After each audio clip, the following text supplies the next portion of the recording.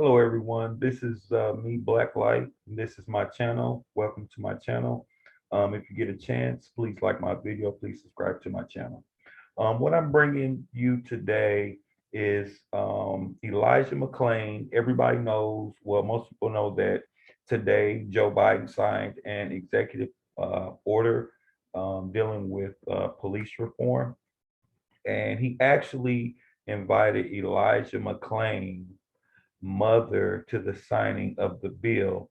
And the main purpose of this video is to show you her reaction to being invited to the signing. But at the same token, I'm going to re-show the video of Elijah McClain because we hear these stories so many times and see so many different stories where Black men and women are accosted by police, assaulted, and then murdered, that it happens so much that sometimes we get the stories mixed up. But anyway, Elijah McClain was a 22-year-old walking home from a convenience store and then was stopped by police because someone called and said that he looked suspicious. So I'm going to go ahead and play that video just so we can be refreshed on who Elijah McClain is, Elijah McClain's story. And then I'm going to show the video of his mother reacting to Biden signing this police reform executive order today. So let me go ahead and share my screen with you all. And like I said, if you get a chance, please like this video and subscribe to my channel, Black Light. But let's go ahead and we're going to refresh on the Elijah McClain story. Was 23 years old, 5'7". He weighed 140 pounds. On the night of August 24th of last year, a man called 911. 911, what is the address of the emergency? A little after 10:30 p.m. He's walking south on Liberty Street near the Mass Fund. Okay. Were any weapons involved or mentioned? No. Okay. At 10:43 p.m., Aurora police officers spot the man in the mask. In less than Okay, a half hour, mind you, McClain will be in the back of an does he ambulance. have any weapons? Anything with weapons? Hey, No. stop right there. Stop. Stop. Stop. Stop. I have a right to stop you because you're being suspicious. In order to better understand the story, you should know a few things. One, within 19 seconds of making contact, this happened. No, let go of me. No, I am an introvert.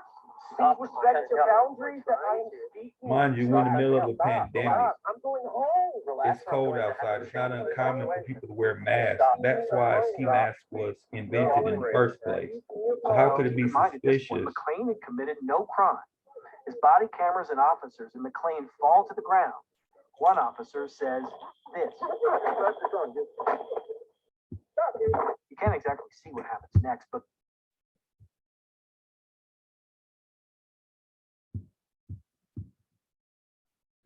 Okay, I just wanted to stop it there because I can't bypass this. Okay, because it never makes sense to me. Okay, hold on, let me blow this up. It never makes sense to me when we have, okay, a law-abiding citizen. He wasn't a felon. He wasn't on the run. He's not some big-time dope dealer or some killer, right? He didn't have any weapons on him. He didn't have any drugs on him, right? So why would he go for officer's gun? And this isn't the first time. Like, we hear this all the time with misdemeanor traffic stops. Like, somebody could be getting stopped for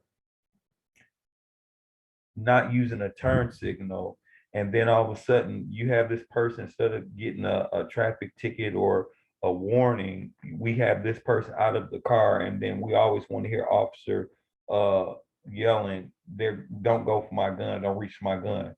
Like, make it make sense. Like, they just say anything. It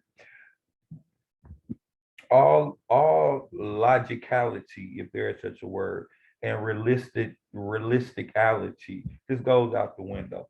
Make it make sense that I'm being stopped for a misdemeanor traffic stop, and then you get me out the car. I don't even want to get out of my car. You make me get out the car, and then all of a sudden, over a traffic stop, I'm going to go for your gun. Like, make it make sense. Why would he be going for the officer's gun. He's already saying he's introverted. He's just trying to go home. So then why would he go for an officer gun?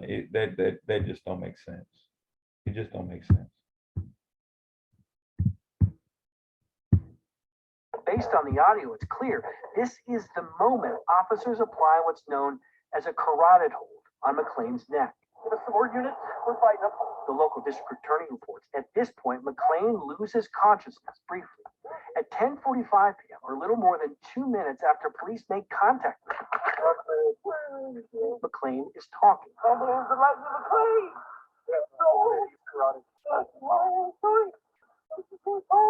8 minutes will pass with McClain handcuffed down to the ground, occasionally throwing up, occasionally causing officers to say this.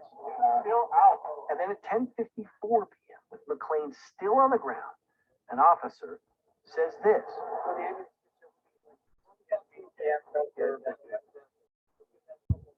See,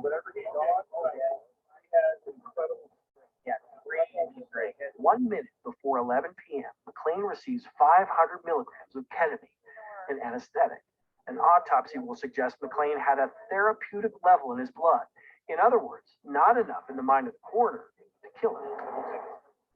7 minutes later, are you serious? Yeah. Responding officers are told McClain in the back of an ambulance has no pulse.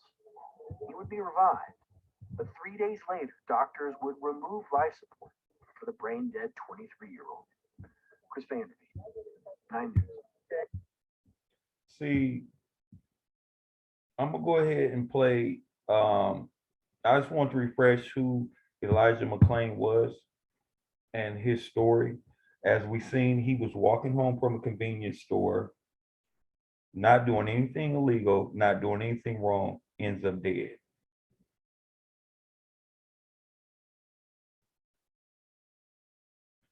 They gave this man drugs.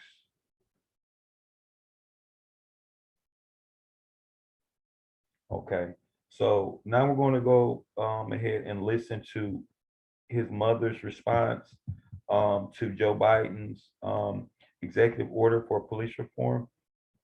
And then I'm going to give some feedback on that. So let's go ahead and let me see if I can share. I wanted so I can have my face on here.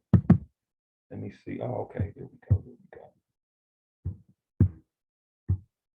The mother of Elijah McClain is in the nation's capital tonight as the president signs an executive order on police accountability. Elijah died after a confrontation with police and paramedics in Aurora in August of 2019. Shanine McClain, in attendance as the president signs that order, aimed at reforming federal police practices. The order establishes a national database of police misconducts. It comes exactly 2 years to the day that George Floyd was killed at the hand of police in Minneapolis. We had the chance to catch up with Shanine McClain after that signing. I'm honored that they thought of me, thought of my son, but it doesn't do enough. This executive order would not have stopped my son's murder. Right. To me, that's basically what it comes down to. McClain says that was her message when she got to speak directly to the president and vice president. She asked them to do more and pass more police accountability legislation. Right. I just want to hear that what she said again. Basically what it comes down to. Not have stopped my son's murder. To me, I'm honored that they thought of me, thought of my son, but it doesn't do enough. This executive order would not have stopped my son's murder. To me, that's basically what it comes down to. McClain says that was her message when she got to speak directly to the president and vice president. She asked them to do more and pass more police accountability legislation. Okay. Now she asked for it to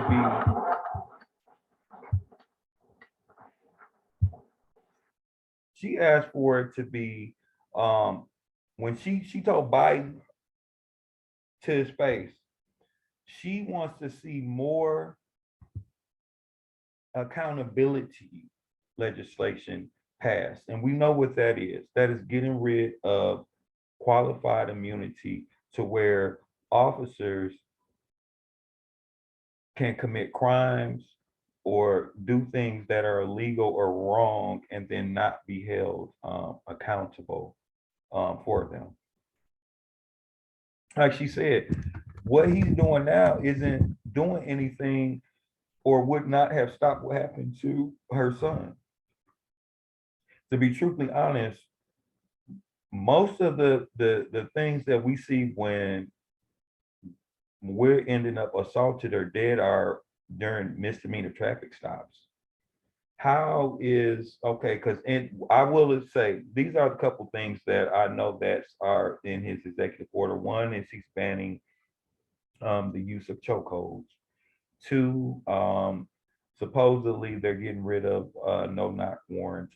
And three, they're creating a database. Now, the third thing I kind of like because it's creating a paper trail. And in this system, which they can always find legal loophole, it's their game. They can always make a rules play however they want to. So, but anyway, at least with the database. If we're making complaints and we're saying I'm having a problem with this officer, this officer used excessive force, this officer used racial slurs, it's being documented, it's being put into a database to where it's creating a paper trail. And so then at some point in time, if this officer is being prosecuted or if there's a case or there's something come up, there's a paper trail, there's documentation that this particular officer or particular person has a history or a track record for this type of behavior. And there's a list of people that have said that to where we have witnesses and we can always go back and contact these individuals and they can come forward, bring their story up, testify, or whatever the case may be. But most of the violence that we're seeing, or at least that I've seen, are through encounters, through traffic stops, or through one-on-one, like the suspicious thing, like how they walked into her son. Um, he looked suspicious, or people being stopped for a wide turn, or supposedly not signaling, or running a stop sign, not doing a complete stop. And which most of the time, I'm not gonna lie, I honestly believe that's not the truth. Because I believe that most blacks, that when a police officer gets behind you, I believe that that's even more when you're like, okay, I'm at the stop sign. Let me make sure I'm doing a complete stop. I'm turning right here. Let me make sure I got my turn signal on. You know what I mean? But these are the excuses that they're used to stop us. Our misdemeanor traffic violations that, for some strange reason, more than anybody else, always ends up in death or them claiming that, okay, which never makes sense to me. Like, we just so used to the police supposedly being right, like they can just say anything. And I don't even know if it's that. It's just they say anything and it doesn't make sense. Like, you're going to tell me, okay, I'm a law-abiding citizen.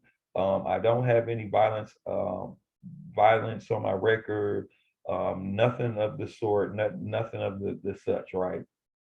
So you're telling me I'm being stopped because I didn't do a complete stop, or I didn't use my turn signal the way I was supposed to. I didn't go to the right lane the way I was supposed to, right? And so then I don't want to get out of my car. You're forcing me to get out of my car, right? I don't even want to be involved with you on that type of level, right? So then it's to believe that once I do get out of my vehicle, um, the camera never shows it, but the individual in the car, for some reason, heard this tons of times. The the civilian goes for the police officer's gun, and there's multiple police there, right? It's never just one of them. So I'm the citizen. I'm getting out of my car for a misdemeanor. And then when I get out my car, I decide that I'm going to assault police officer and go for a police officer's gun. And I know that there's one police right here with another gun, another police over here with another gun, right? And I'm going for the police officer gun, make it make sense.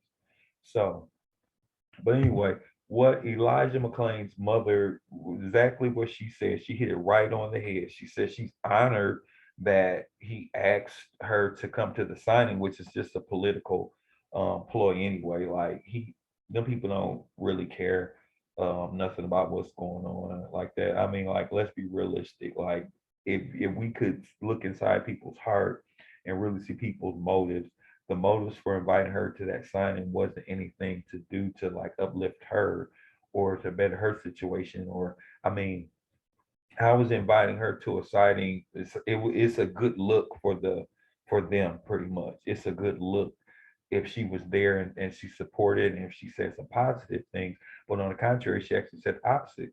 She was like, that bill didn't do nothing for her son, and it's not going to do anything for the next person that's walking down the street that looks suspicious,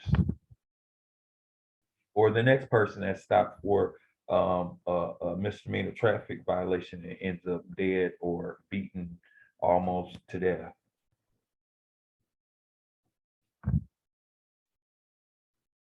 So, what did the executive order really do, and what is it really going to accomplish? Now, qualified immunity would hold those officers 100% accountable for one. I don't even know why they gave him drugs. Two, he hadn't committed any crime, and I'm just talking about this story because with his mother, we see it all the time. But he hasn't committed any crime, so basically, they assaulted him.